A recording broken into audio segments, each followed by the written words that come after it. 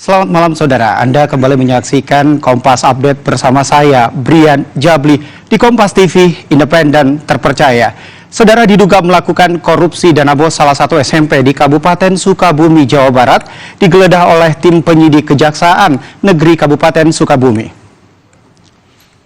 Tim penyidik tindak pidana khusus Kejaksaan Negeri Kabupaten Sukabumi melakukan penggeledahan terhadap salah satu sekolah SMP yang berada di Desa Tugu Bandung, Kecamatan Kabandungan, Kabupaten Sukabumi, Jawa Barat.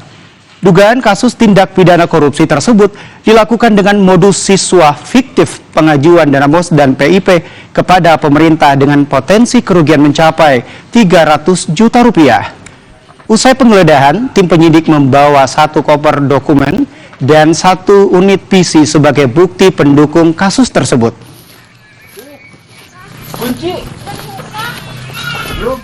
Demikian Kompas Update, kami akan segera kembali 1 jam mendatang bersama saya Brian Jabli. Sampai jumpa.